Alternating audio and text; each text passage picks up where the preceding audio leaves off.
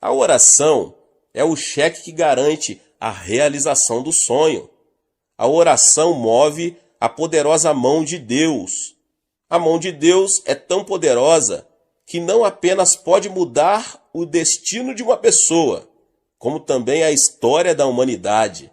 É preciso confiar na mão do Senhor, não se permitir murmurar diante das circunstâncias e orar ininterruptamente a Deus, que tem o poder para transformar o destino e as circunstâncias. A mão divina move-se e você poderá experimentar o milagre quando orar convicto de que pode dizer: não voltarei atrás. Em meio à oração, além da manifestação da obra de Deus, recebemos inspiração e sabedoria. Em meio à lamentação e aos gemidos, podemos buscar em Deus essas mesmas dádivas.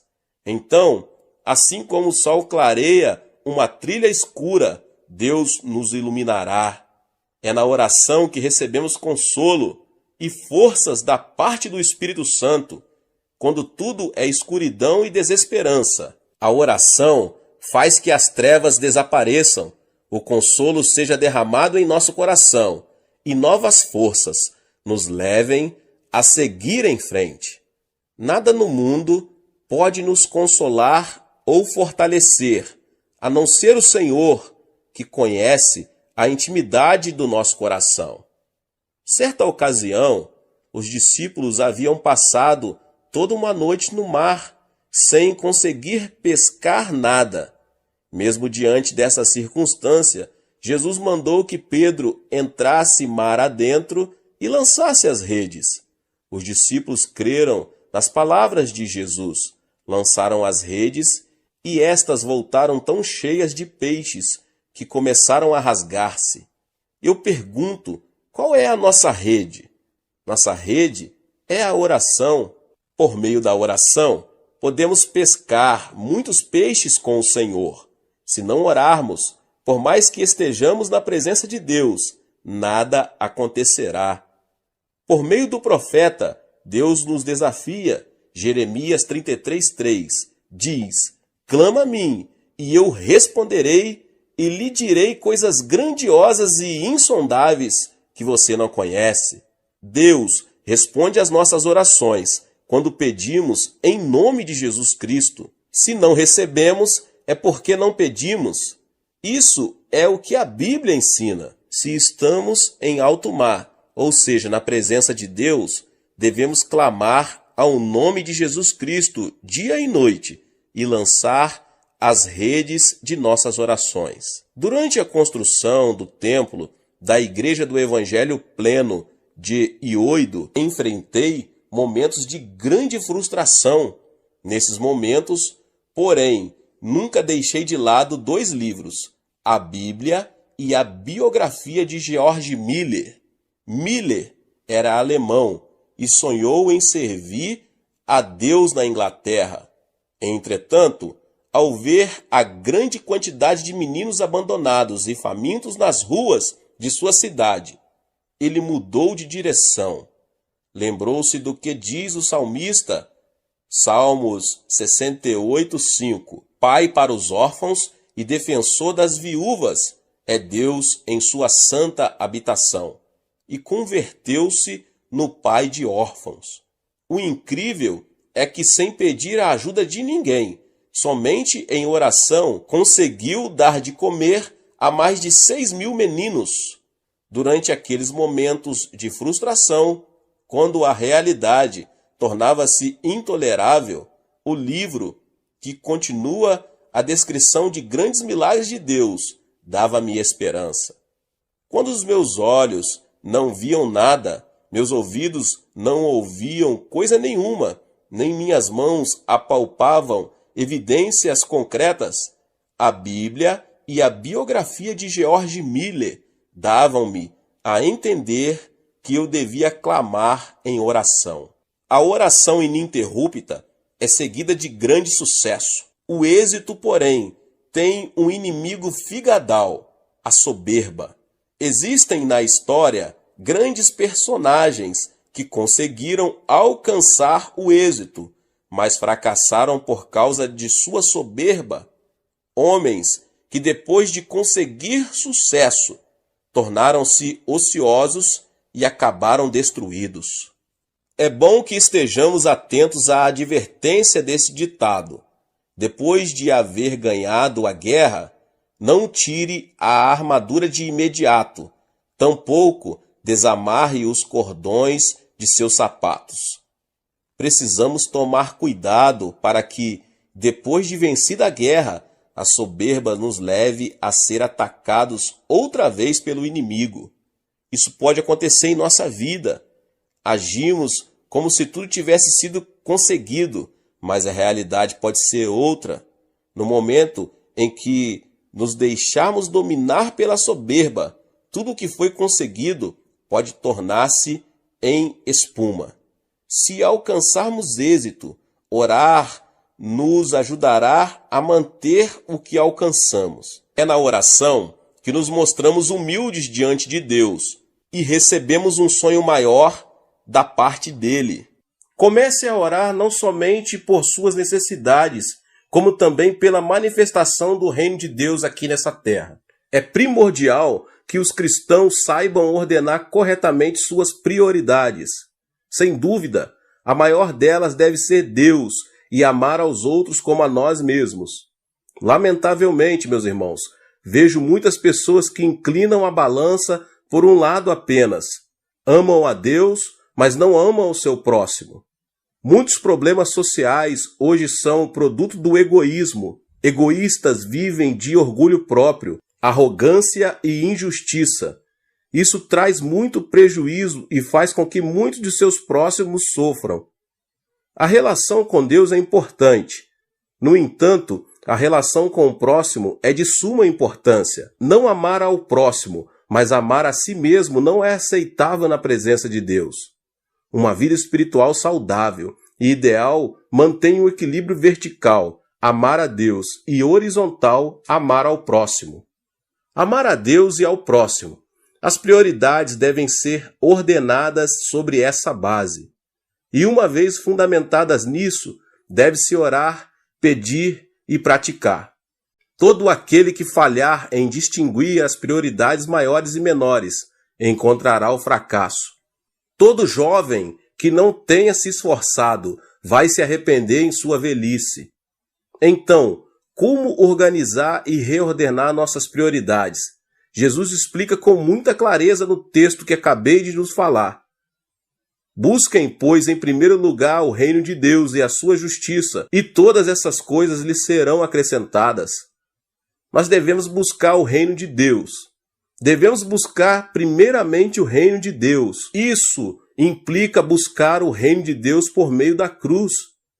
O exército desse reino é composto por almas salvas de seus pecados pelo sangue de Jesus. Nenhum cristão participante desse grande exército guarda sua esperança e seu propósito aqui na terra, mas no reino de Deus, que permanece para sempre. Para o cristão, a vida terrena é apenas uma viagem em direção ao reino, o que implica manter um alto grau de fé. Depois de Adão, o reino de Deus começou a ser proclamado com a vinda de Jesus Cristo a este mundo, que estava submerso no pecado, na injustiça, na maldição, na enfermidade, na pobreza, na morte e outras coisas mais. Jesus, por meio de sua vida, revelou que as características do reino de Deus eram o perdão dos pecados, a plenitude do Espírito Santo, a bênção de Abraão, a saúde, a abundância, a riqueza e a vida eterna. Então devemos orar para que essas mesmas características não somente transbordem em nosso ser, como também na vida de nossos semelhantes. Devemos também buscar a justiça de Deus. Nosso dever não consiste somente em buscar o reino de Deus, mas também em fazer todo o possível para que sua justiça seja manifestada no mundo. Os cristãos devem fazer fluir a justiça de Deus em suas próprias vidas. Deus se agrada do justo. É importante também nos ocuparmos da justiça no campo social.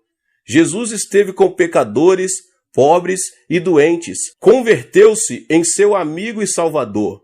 Jesus trouxe justiça à sociedade. Nós, que nos identificamos como discípulos de Jesus, devemos imitá-lo, esforçando-nos na justiça social. Outra coisa importante é a justiça no âmbito nacional, que não deve estar fora do interesse dos cristãos. É lamentável saber que na Coreia temos injustiça continuamente presente. É triste que o Evangelho não tenha conseguido mudar as estruturas da sociedade coreana ainda. As estatísticas indicam que 25% da população coreana confessa ser cristã.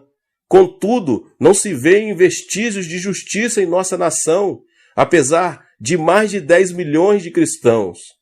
Isso deveria ter provocado mudanças, todavia nada acontece. O que significa tudo isso? Significa que nós, os cristãos, temos falhado nessa missão, que consiste em realizar a justiça de Deus aqui na terra. Onde não há justiça, proliferam a aridez e a hipocrisia.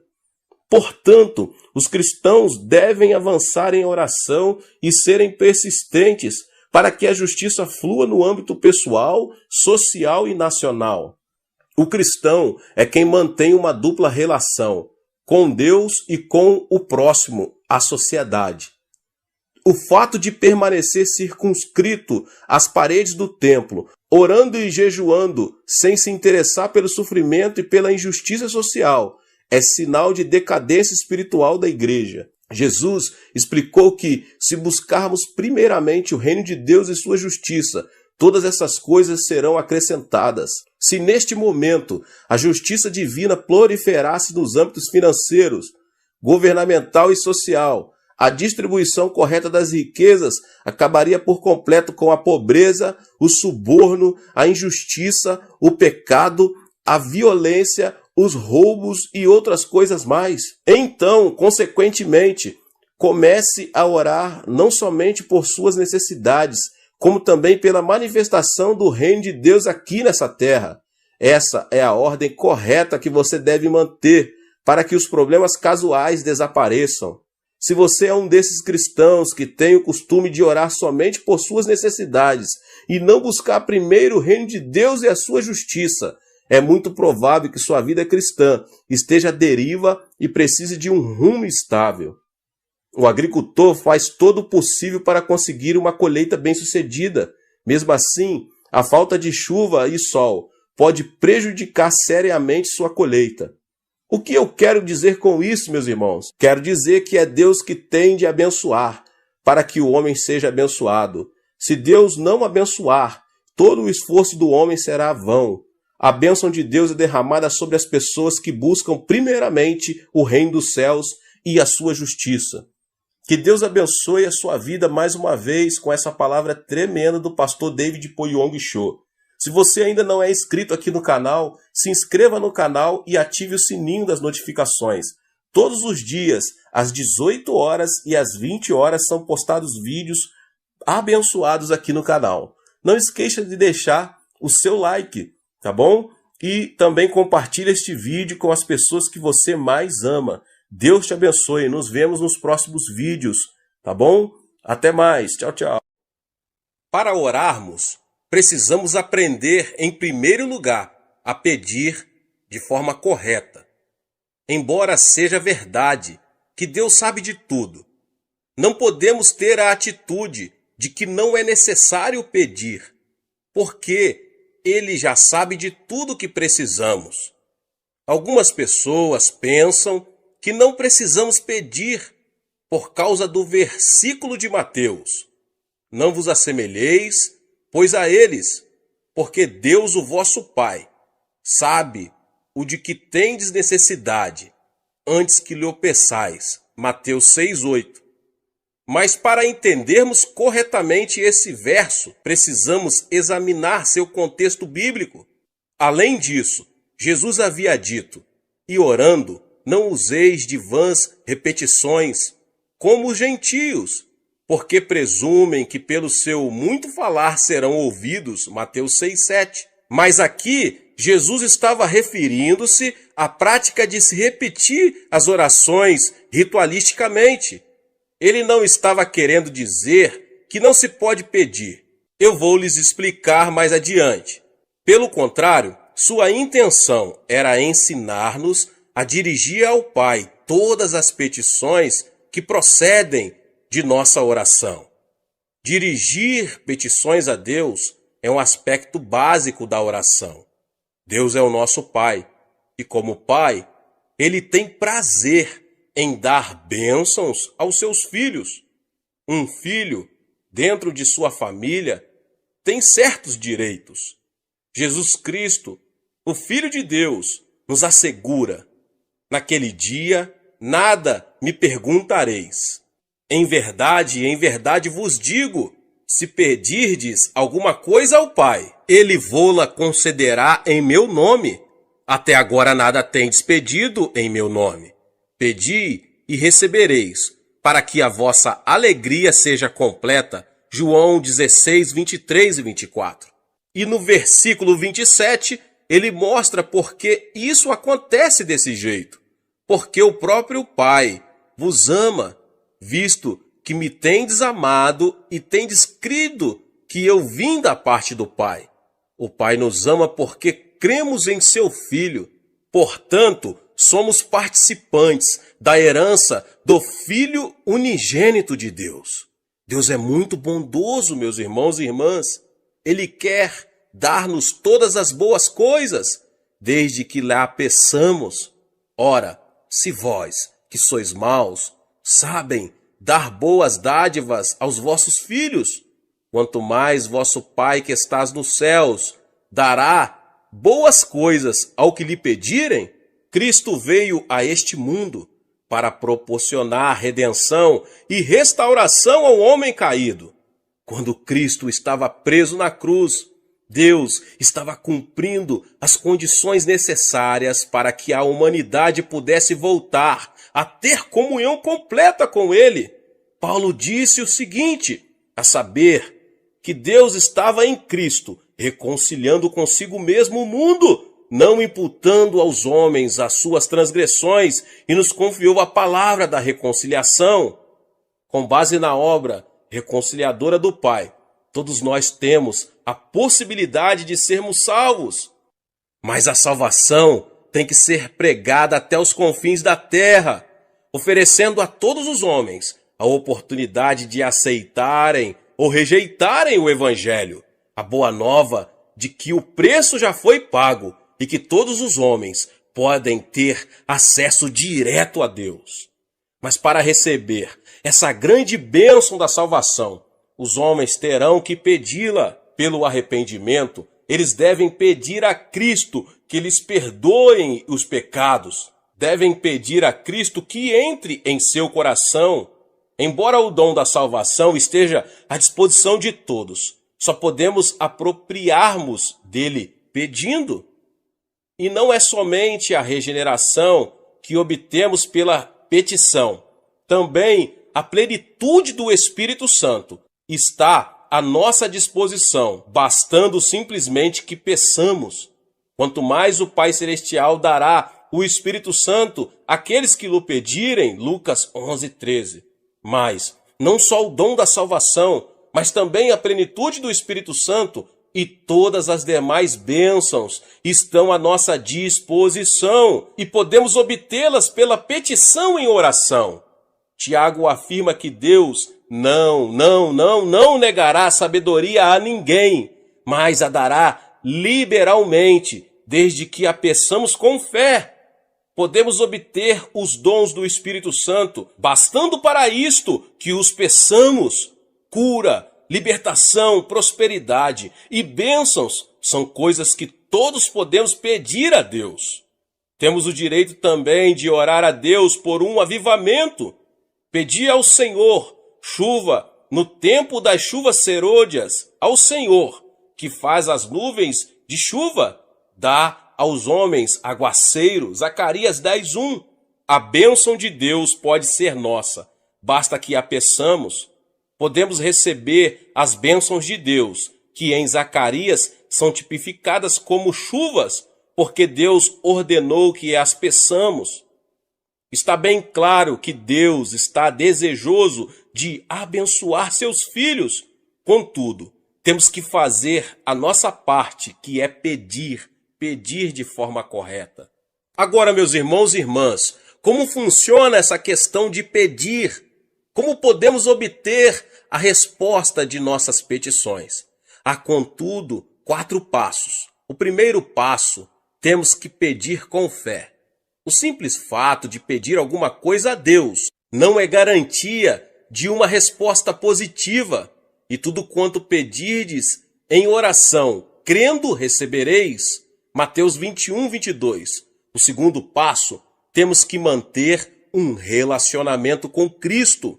Se permanecerdes em mim e as minhas palavras permanecerem em vós, pedireis o que quiseres e vos será feito. João 15, 7. Quando permanecemos em oração, desenvolvemos-nos espiritualmente, de modo que os desejos dele passam a ser os nossos.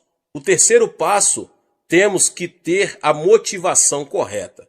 Pedis e não recebeis, porque pedis mal, para esbanjardes em vossos prazeres. Tiago 4:3. Sabemos que é desejo de Deus dar-nos boas coisas. Contudo, muito de nossos pedidos são inspirados por puro egoísmo. Deus quer que nossas petições tenham a finalidade de glorificá-lo. O quarto passo é, temos que pedir segundo a vontade de Deus. Será que isso quer dizer que teremos de procurar saber primeiro, antes de orar, se Deus quer que sejamos curados? Não. E é por isso que é tão importante conhecermos as Escrituras. A Bíblia nos diz qual é a vontade de Deus. Mas quando oramos, pedindo algo que Deus já nos prometeu, temos certeza de que oramos segundo a sua vontade.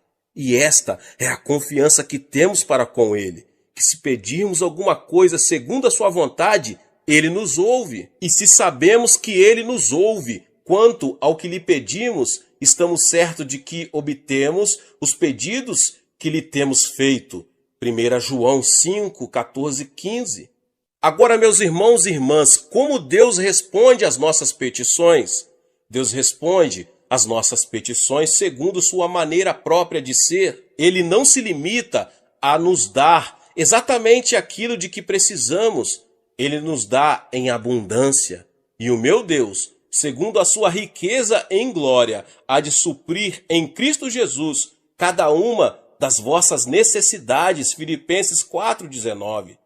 Os recursos de Deus são ilimitados. Deste modo, Ele supre todas as nossas necessidades. Mas Deus não tem falta de bênçãos. Ele possui um depósito completamente cheio, meus irmãos e irmãs.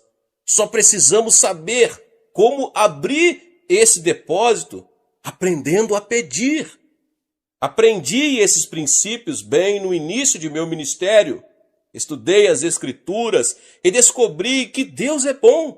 Iniciei meu ministério na região mais pobre da Coreia, numa época de séria depressão econômica em nosso país, logo após a Guerra da Coreia. Aprendi a jejuar, não porque fosse espiritual, mas porque não tinha nada para comer. E através da oração e da leitura da palavra de Deus, entendi que Deus não era o Deus apenas da Europa e dos Estados Unidos. Ele é o Deus de quem quiser aprender a confiar nele. Há uma experiência que já contei muitas outras vezes, mas sempre há alguém que nunca ouviu. Se você não ouviu, ouça agora mesmo. Ela ilustra perfeitamente como podemos obter respostas de oração das mãos de nosso Pai Celestial. Quando iniciei meu ministério, ainda era solteiro e morava num pequeno cômodo. No inverno, eu me protegia do frio, enrolando-me com cobertores, pois não tinha nenhum outro meio de aquecimento. Comecei a pregar a mensagem da abundância de Deus, conforme havia nas Escrituras, e assim me vi num dilema. Se Deus era tão bom, se possuímos tantos e tão vastos recursos, por que eu era tão pobre? É uma pergunta que muitas pessoas estão fazendo, principalmente no país em desenvolvimento. Um dia percebi que precisava de 3 coisas. Como não tinha um veículo para visitar os membros de minha igreja, precisava de uma bicicleta. Precisava também de uma escrivaninha, pois não tinha onde colocar a Bíblia. E resolvi pedir a Deus uma cadeira também, pois precisava dela para a mesa. Hoje, essas 3 coisas podem parecer insignificantes, mas há mais ou menos 25 anos eram coisas raras em nossa região. Contudo, com toda confiança, pedi a meu Pai Celeste essas 3 coisas, uma cadeira, uma mesa e uma bicicleta. E apresentei essa mesma oração a Deus durante vários meses, achando que se repetisse continuamente, por fim, Ele me ouviria e me atenderia. Mas 6 meses depois, fiquei meio desanimado e fiz uma oração desalentado. Senhor, sei que o tempo não significa nada para ti, e eu preciso muito dessas coisas agora. Talvez o Senhor esteja pensando em demorar mais para atender a minha petição, mas se demorar muito, eu morro e não preciso mais delas. Então, ouvi uma voz suave e tranquila me falando no íntimo. Filho, escutei sua petição desde a primeira vez em que fez, há 6 meses. Então por que não me atendeu? Indaguei. Você me pediu uma bicicleta, não foi? Continuou Deus. Mas existem muitos tipos de bicicleta. Qual delas você quer? Existem também muitos tipos de mesa, feitas de diversos tipos de madeira. Que tipo de mesa você quer? Existem também diversos tipos e modelos de cadeira. Qual tipo de cadeira você quer? E essas palavras que ele me falou naquela noite revolucionaram minha vida. Então resolvi pedir a Deus objetos específicos. Uma bicicleta da fabricação americana, que naquela época havia 3 tipos de bicicleta, mas a americana era a de melhor qualidade. Pedi uma escrivaninha de mogno das Filipinas e, por último, pedi uma cadeira. Mas não era uma cadeira qualquer. Queria uma cadeira com rodinhas nos pés, para que pudéssemos girá-la à vontade, como um daqueles grandes empresários. 2 semanas depois, ganhei uma bicicleta americana, um pouco usada, e fora do filho de um missionário. Depois ganhei a escrivaninha de mogno das Filipinas e a cadeira para fazer jogo com ela. É claro que era uma cadeira giratória. A parte mais interessante dessa experiência ocorreu antes de eu receber estas coisas. Um domingo eu estava pregando sobre Romanos 4,17, como está escrito: por pai de muitas nações te constituí perante aquele no qual creu, o Deus que vivifica os mortos e chama à existência as coisas que não existem. No meio do sermão, eu me ouvi dizer com grande convicção: eu ganhei uma bicicleta, uma escrivaninha e uma cadeira. E em seguida pus-me a descrever cada um desses objetos. Depois do culto, 3 rapazes que hoje estão no ministério me procuraram e perguntaram: pastor, será que poderíamos ver esses 3 grandes presentes que Deus lhe deu? Era bastante compreensível que eles estivessem curiosos, pois essas coisas eram muito incomuns naquela região. A caminho de casa comecei a me preocupar com o que ia dizer aqueles jovens quando vissem meu cômodo vazio. Assim que abri a porta, vi-os correr os olhos pelo aposento desprovido, procurando minha bicicleta, a cadeira e a mesa. Afinal, um deles disse: pastor, onde estão? Indagou com expressão de espanto. Bem aqui, repliquei, apontando para o meu estômago. Deixe-me explicar fazendo uma pergunta. Continuei calmamente, admirado com minha resposta. Onde você estava antes de nascer? No ventre de minha mãe, respondeu um deles afinal. Certo, exclamei. E você já existia antes de nascer? Indaguei, vendo que um brilho começava a surgir no rosto deles. Já, claro que já existíamos no ventre de nossa mãe. Mas ninguém podia ver vocês, sorri. E eles disse qual era a minha condição naquele momento. Estou grávido também. Estou esperando uma cadeira, uma mesa e uma bicicleta de fabricação americana. Concluí todo orgulhoso, vendo a expressão de surpresa que havia no semblante deles, transformando-se em riso. Ora, pastor, então o senhor está grávido, disseram rindo. Tentei pedir silêncio a eles e que não contassem nada para ninguém. Mas uma notícia como essa, um homem grávido, era difícil de manter em segredo. Então se espalhou pelo bairro a notícia de que o pastor da igreja local estava grávido. E quando eu passava, as mulheres olhavam para mim e riam. As criancinhas vinham colocar a mão em meu estômago para ver se sentiam ali a bicicleta. Mas depois, quando Deus me deu esses objetos, então foi minha vez de rir. E desse modo, Deus me ensinou a fazer orações específicas. É assim que se ora em fé. Não faça petições com generalidades. Certifique-se bem do que você precisa e escreva. Depois, ao orar, apresente a Deus aquilo que você deseja com detalhes. Isso feito, passe a dizer que já o recebeu. Talvez não queira dizer em público, mas comece a dar graças a Deus e a confessar que já recebeu a resposta. Lembre-se de que se pedirmos com fé, Deus nos dará o que pedirmos. É muito interessante que Deus tenha ensinado isto para um pastor de um pequeno país. Parece que geralmente só os pastores de países do Ocidente falam sobre a abundância das bênçãos de Deus ao atender suas necessidades. Mas eu posso testemunhar de que ele pode fazer o mesmo por qualquer homem ou mulher que lhe o pedir segundo a sua santa palavra. Muitas vezes deixamos que as condições sociais ou econômicas em que vivemos venham a ditar o nível de nossa fé. É por isso que devemos pedir a Deus que amplie nossa visão e nossos sonhos, já que estes são a linguagem do Espírito Santo. Tendo uma visão mais ampla, poderemos obter maiores bênçãos de Deus. Certa vez, Winston Churchill disse que os grandes homens procedem de grandes países, vivem em épocas de grandes realizações e desempenham grandes tarefas. Em geral, é assim que acontece. Contudo, meus irmãos e irmãs, Jesus Cristo, o Filho de Deus, veio de um país fraco e pequeno, Israel, e na época em que ele viveu, sua terra estava sob o domínio do Império Romano.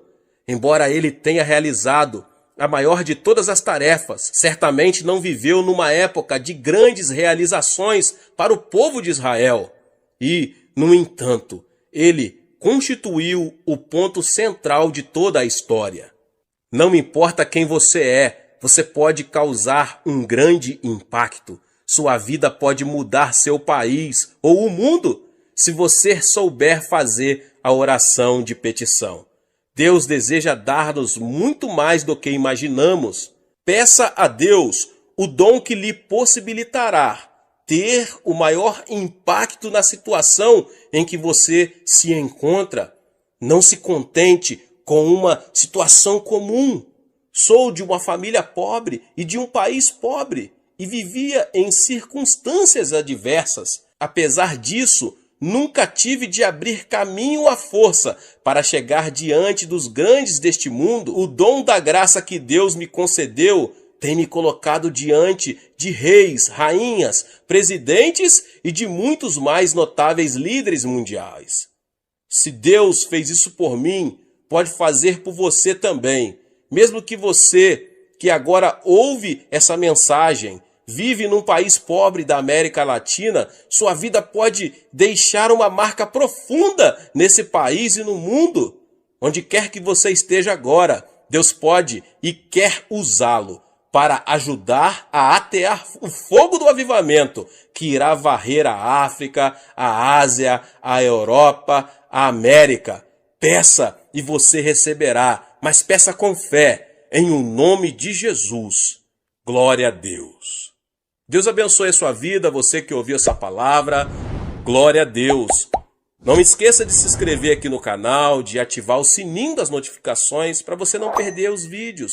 Amém? Deixe também o seu like e não esqueça de compartilhar esta palavra com mais pessoas.